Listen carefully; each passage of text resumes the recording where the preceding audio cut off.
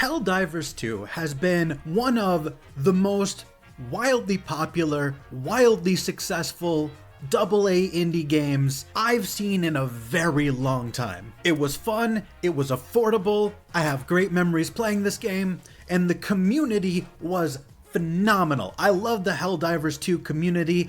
I love how we all play into the kayfabe of, for democracy. And it was also just fun to take a break from PvP shooters and have a PvE shooter for a change. Helldivers 2 had such a massive pool of goodwill from their community, but it looks like Sony decided to fuck that up for everybody. So earlier today, Helldivers' official Twitter posted this statement where they let everybody know that as of May 6th, all new Helldivers 2 players on Steam will be required to connect their Steam account to a PlayStation Network account. And according to their post, this is, quote, our main way to protect players from griefing and abuse by enabling banning of players that engage in that type of behavior. It also allows those players that have been banned the right to appeal. Now, my initial take before I read any replies was this. If griefing and abuse are such an unmoderatable problem, you're requiring a PSN tether to play the game just so you can use Sony's mod team? I don't believe you. Get your own mods. This is dumb. PSN isn't even available in all countries. I'm not nearly as angry as I could be because I do have a PSN account, and this will, for me, only take about 2 minutes. So for me, this is moderately irritating, confusing, and a real kick in the dick to anyone who lives in the Philippines or anyone else who can't access a PSN. And it also feels a bit like a bait and switch, because people paid for and downloaded this game, and now there's a possibility they're not going to be able to play the game that they paid for, and possibly even invested money into with their super credits. But that's just my opinion. Let's take a look at what the community thinks. Was this clearly agreed to by customers before they bought the game on Steam? Surely you didn't just bait and switch everyone to play past the 2-hour refund window and then change a contract. PlayStation holding back gamers again.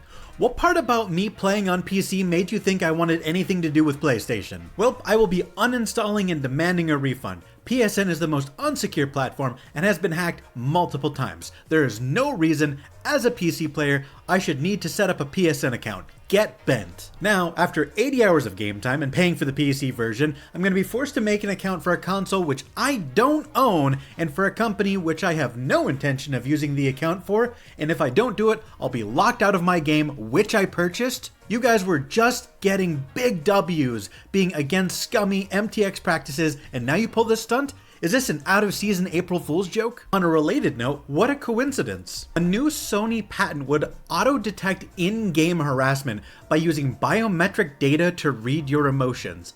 The tech would allow Sony to take action on harassment without users needing to file a report. Yes, I'm confident that a fucking AI is going to accurately detect real harassment and being able to decipher that from bros just fucking with each other. I'm sure this will have no consequences down the road. Sony is well known for guarding its customers' data, except for the part where customer data has been breached multiple times, but And a lot of people in the comments and quote retweets are demanding action. There's a solution to this. Everyone demand a refund from Steam at the same time due to the inability to play the game. Make this as big a headache as you can. Make whoever made this call here take it back. But not everybody is on the same page with this, as a handful of people are countering this backlash, saying, I have a solution, make a PSN account. Damn, was it that hard? And while, sure, for people like me it'll be a minor inconvenience, as many people have pointed out, PSN is unavailable in the Philippines. Are you gonna refund me? Helldivers 2 has a pretty global player base, and the fact that some people are just gonna get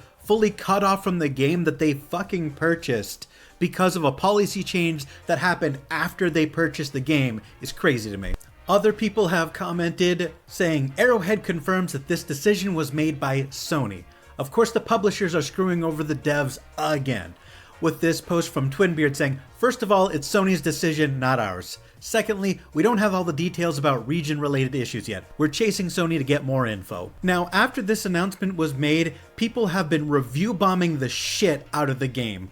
The reviews have gone from mostly positive to overwhelmingly negative, basically in an instant. Keep in mind, this announcement came out today. Look at that spike in negative reviews.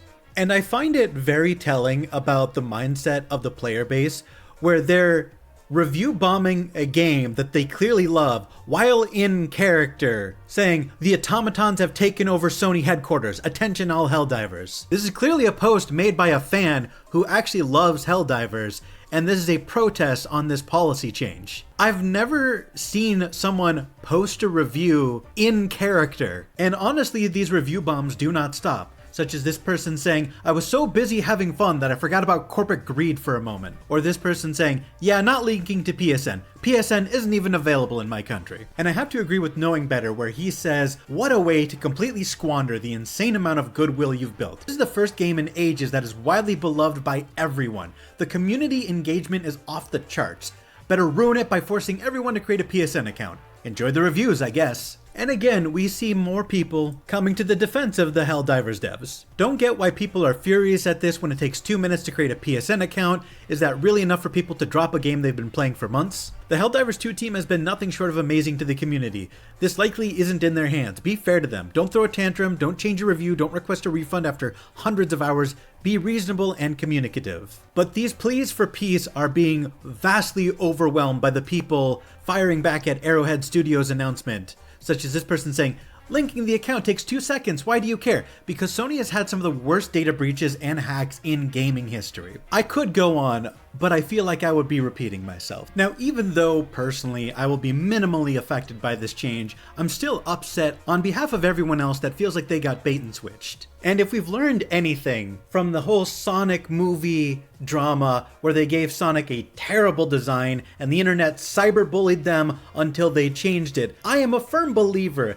that the internet has the ability to make change when it comes to media. Because at the end of the day, the people who source our entertainment are at the mercy of the people willing to pay for that entertainment. And entertainment is not food, water, or shelter. It is a luxury item, and that means we have the ability to withdraw our support, we can vote with our attention, we can vote with our wallets, and that is how you affect change. If you think the drama is overblown and people are overreacting, I understand. For the majority of the user base, this is at best a minor inconvenience. But if you feel like Helldivers 2 has bait and switched their audience by potentially ripping away access to a game that their players paid for because of a policy update that came after release and after purchase, I think you're well within your rights to request a refund. And there is a finite number of refunds that Arrowhead Studios can tank before it becomes clear that this was a dogshit decision and they're forced to reverse course. And if they don't reverse course and Helldivers 2 fails in such a public way, it'll be a lesson going forward that the fans of gaming and entertainment media in general are not going to sit idly by and be screwed around by a company. For me, this isn't about signing into my PSN account so I can keep playing a game. This is about sending a message to companies about what they can get away with and how they treat their players. But that's all I have to say about the issue. Feel free to share your comments and opinions in the comments section down below. Bye guys.